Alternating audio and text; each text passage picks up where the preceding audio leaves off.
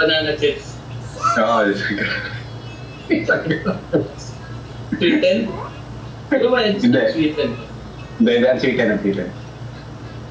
Walang ano dito, walang sweetened, ano lang, itong gantong normal, tapos salted. Gano'n? Sa Pilipinas, di ba matamis? Tamis. Yan masarap dito. Si trip mo. Katang yan eh. Hindi. Kailang naman, di ba? Yung casting kawin. Dapat itim na leather. Oo nga, dapat itim yan. Alam mo yan. Alam mo yan. Naunaan mo ako. Sabihin ko sa iyo yun eh. Ba't alam mo yun? Naunaan niya ako. Sabihin na lang. Sarili ko lang sa akin. Ano Ilaya, may build ka bang bago ngayon? Kami ni Joseph wala eh. Yung sinadyo. Si Nanjo? Pagbago, nasa desk eh. Yung ano. Ay, yung Takumi yan? Yung resin? Yung Takumi. Ay, hindi. Hindi? Yung resin. Ang pro yun eh. Ito yung ano. Comet technology. Parang resin siya pre. No, copy sa resin.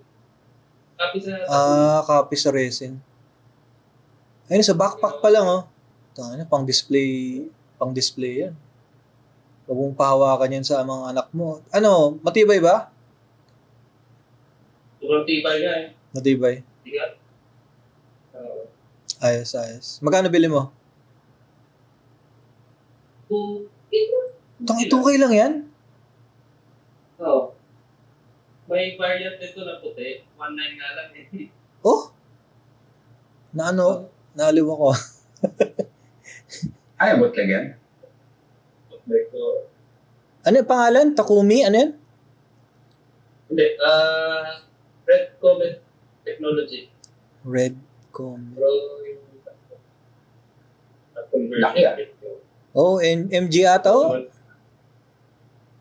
Oo. Mahal naman dito.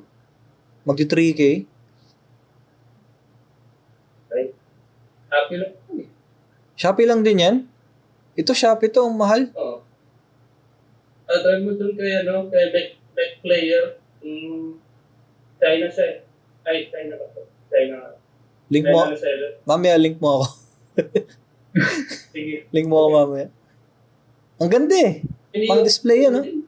Pero nakabuo ka na ba ng Bandai? 1:1 ba yan? Or ano? Parang may binago sila. Ang tinago yung frame. Parang reinforced siya. Lalo sa torso na part. Okay lang yung pag-build. Yung Bandai kasi yung yung build it. Oh, okay. Okay siya. Walang masikip, walang maluwag, mga ganun. Oh? Ay, masikip yung ganito na, pag mo, yung dito, yung side na movement niya. Pero pag sinabi ko lang konti, Okay na. hindi normal na siya. Grabe yung mga bootleg ngayon eh. No? Nakaka-high blood kaya minsan. Lalo na pag, ako bibili ng P-Bandai, tapos biglang may bootleg, after mga ilang months lang. Nakailang ganun na ako. Yung mga Jesta, yung mga Red Giants, yung mga Jigan din. Diyos ko, napapamura na lang ako eh. Sunod-sunod yung bootleg eh. Pero bibili pa rin ako. Spare lang. Nakakainganyo yan, yung parang resin siya. Oo. Resin na siya eh. Pag marunong mag-fit, makapabili ka eh. Comet technology. Ganda nga. Mag-enjoy ka mag-photography dyan, no?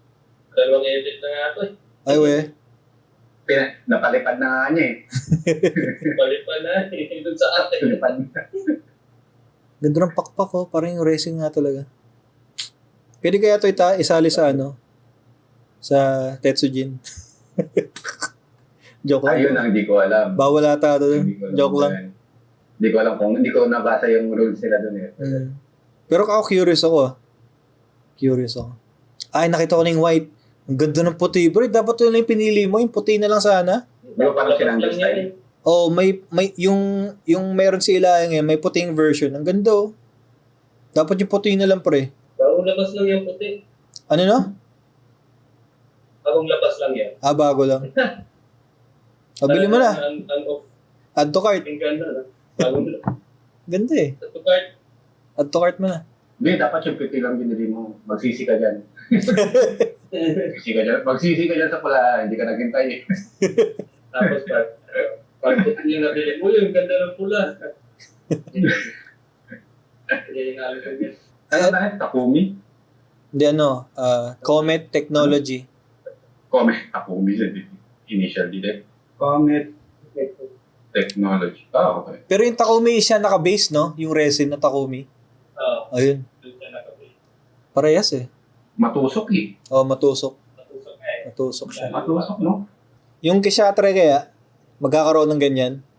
1 to 60? Hindi naman. Grabe naman yung 1 to 16 eh. So, Malaki na. isang bata na yun. Isang bata na yun.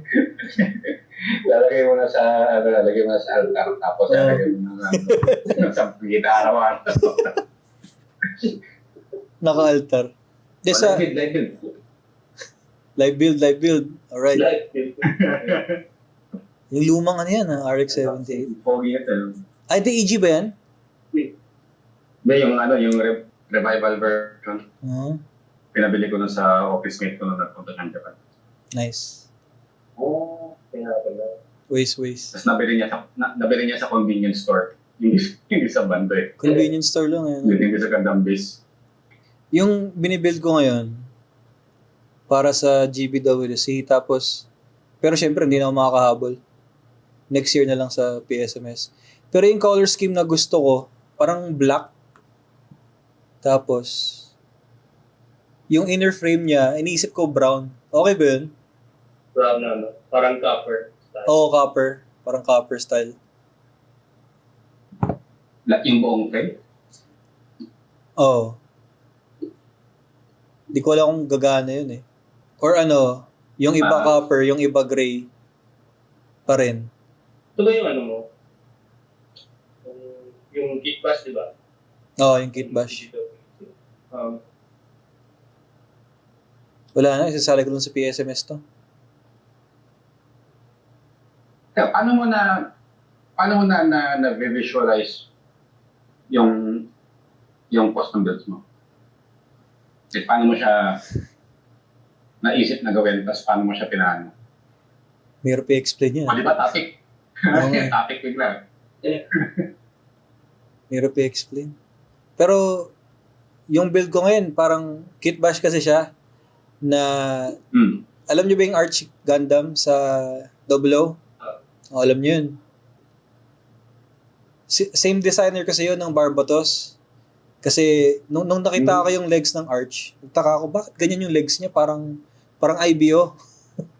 Parang Barbatos. Tapos nakita ko, same designer pala.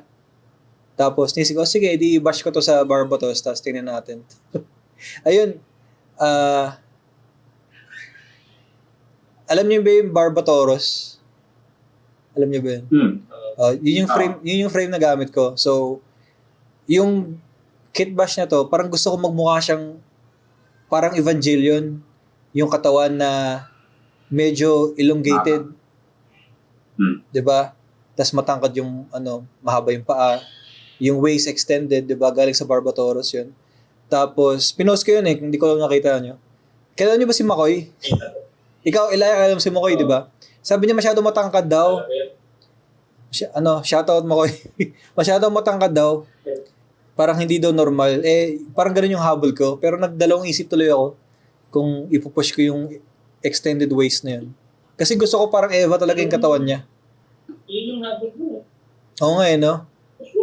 Oo.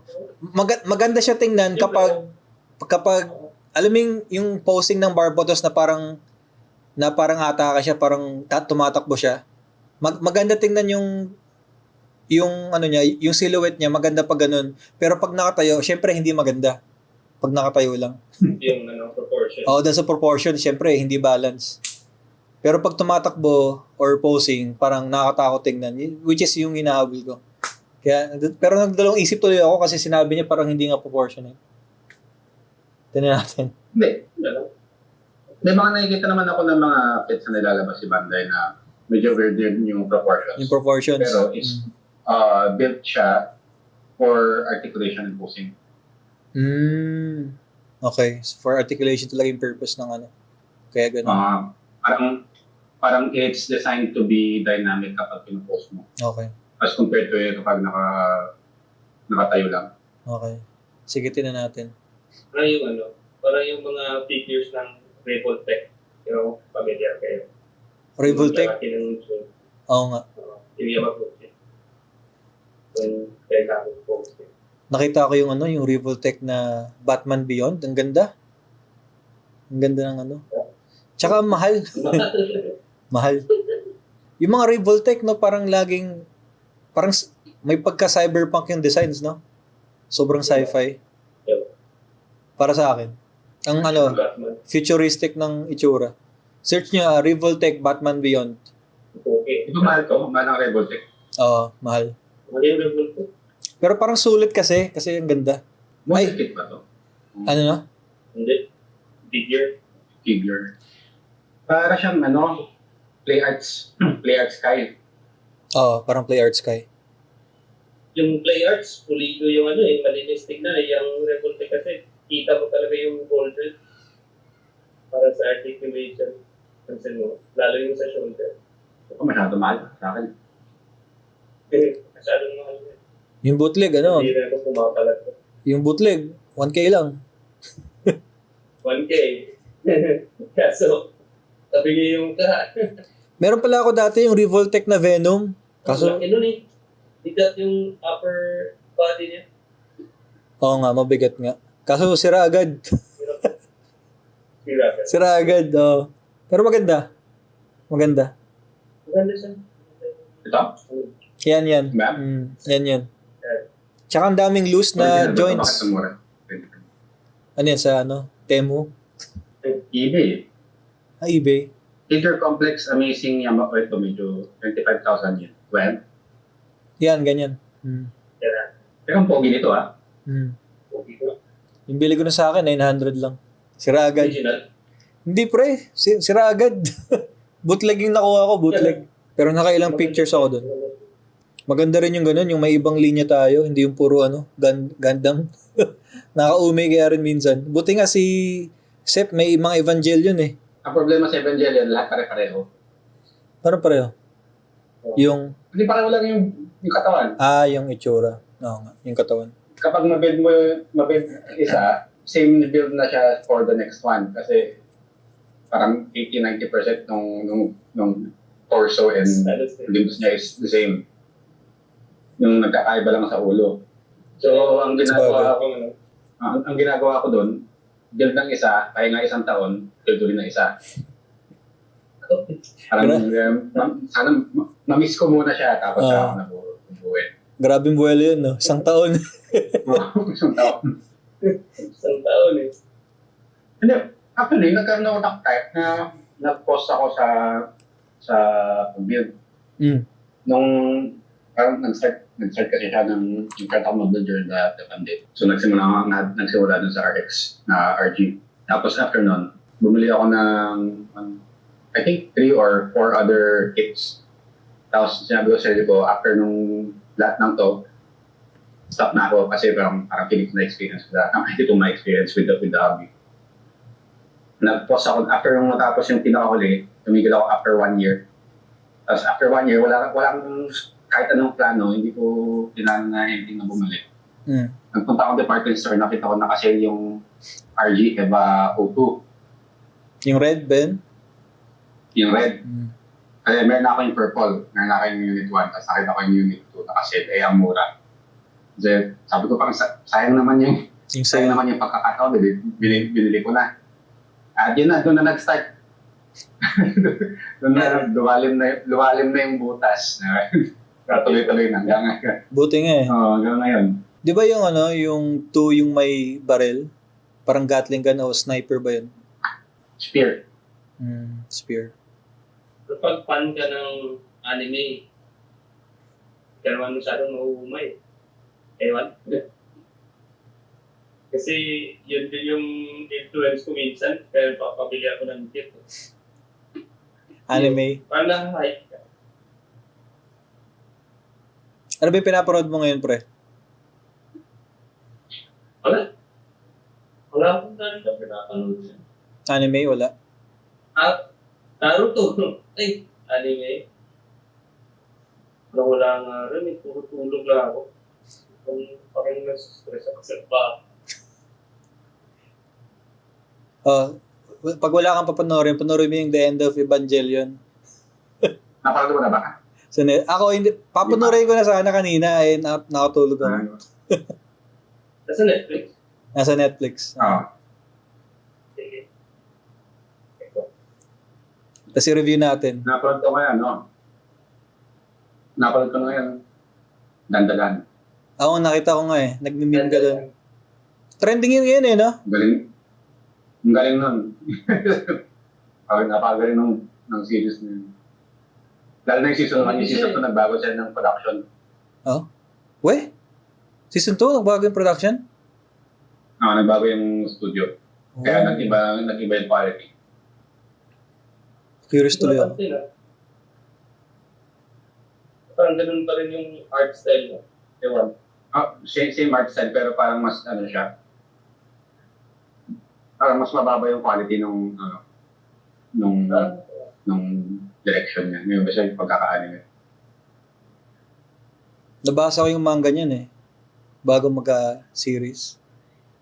Tapos na ba yan? Manga? Hindi ko alam pero hindi pa ata. Pero nung nabasa ko yun, sabi ko sa sarili ko, magkaka-series to, ang ganda masyado Binata ko rin yan after kung panoorin yung series. Ganun. Ganda no? Di ba tayo? Galing ng pagkakagawa nila. Mas maganda yung manga kaysa anime. Dr. Stone, pinapanood ko ngayon. Okay lang. Hindi ko matuloy yun. Ang haba kasi. Natigil ako sa season 2. Ay, ganun. Pero natapos na siya. May season 3 ngayon. Hindi ko napanood yung...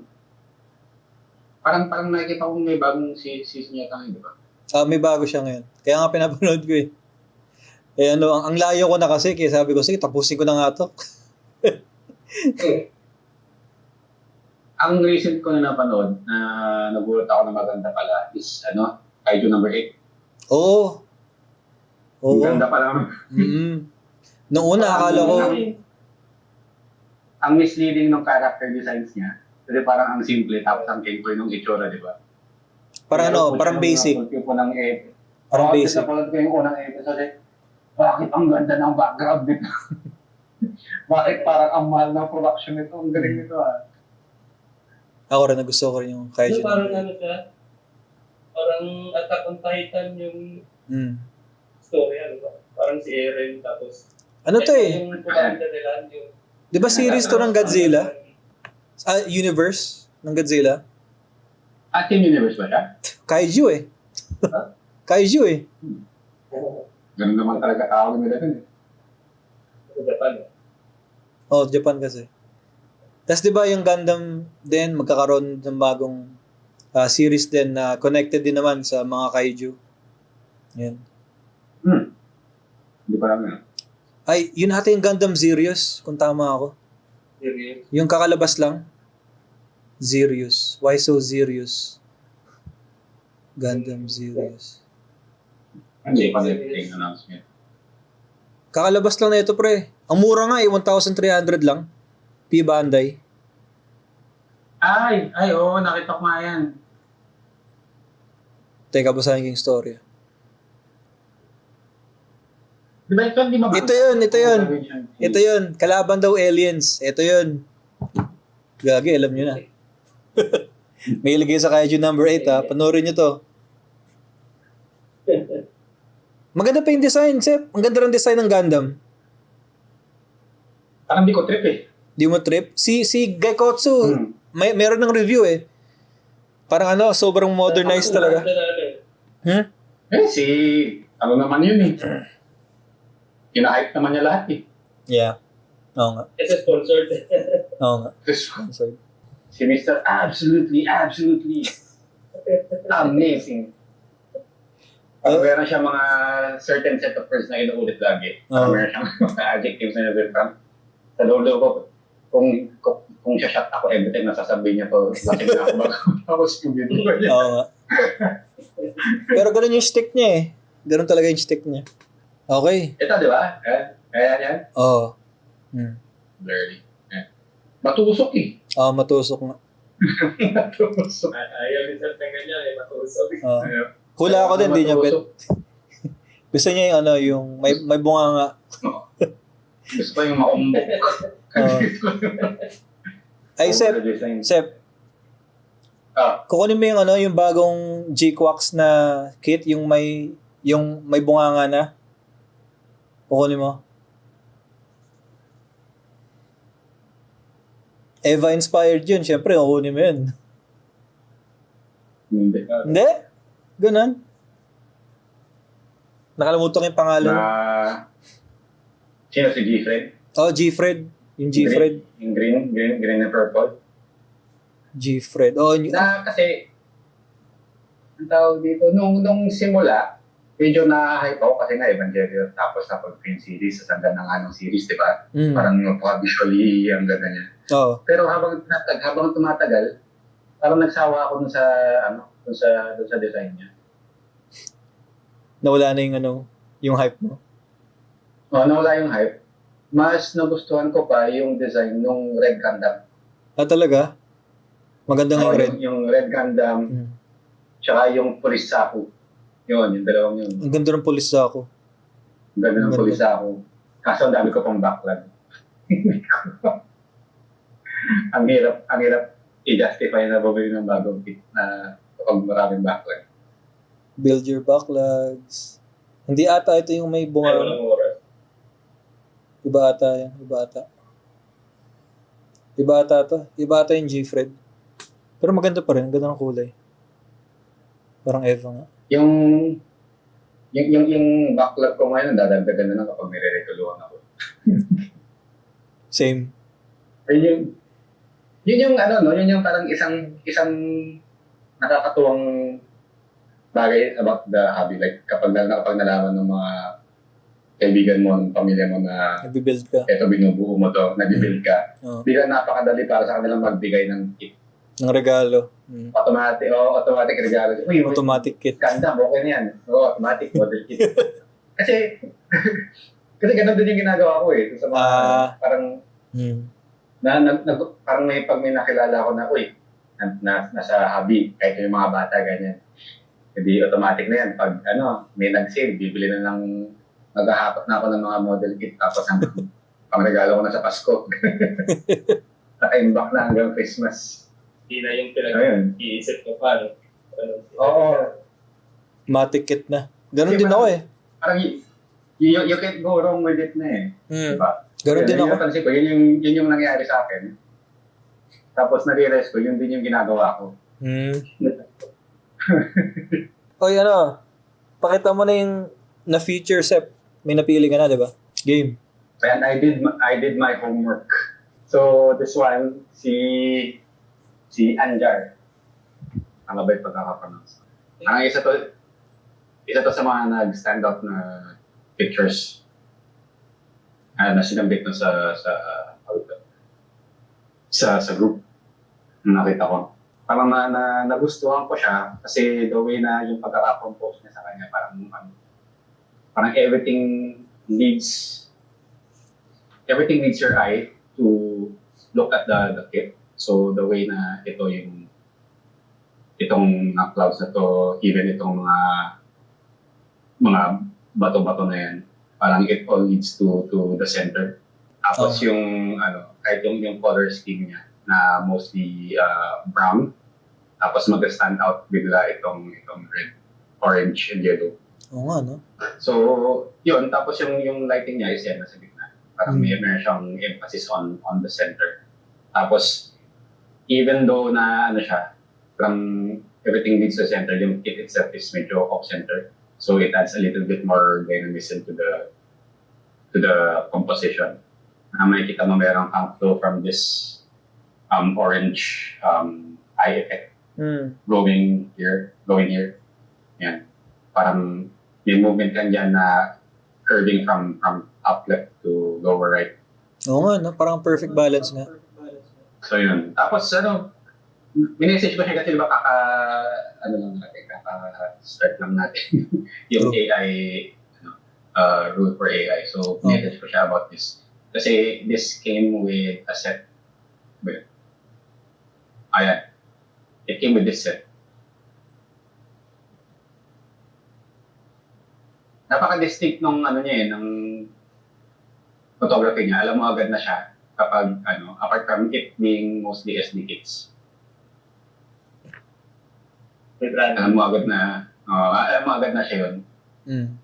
Tapos ito, so hinanap ko yung original photo. Message ko siya, pinakita naman niya. So he was cool enough to provide the original photo. Okay. Ayun, although medyo weird tong blur effect na yun. Masyadong clear. Oo nga. Pero sinadyahan yan, ibig sabihin gumagalaw.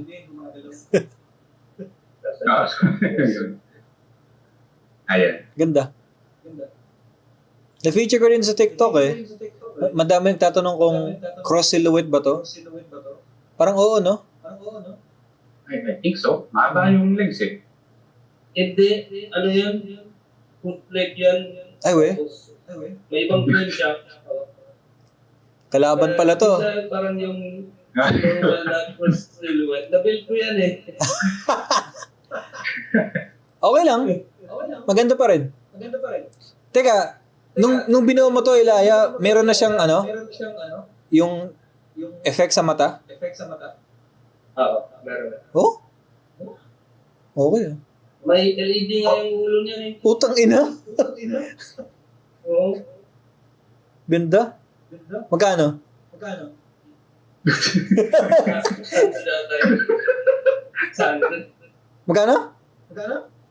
600 data. Pwede na.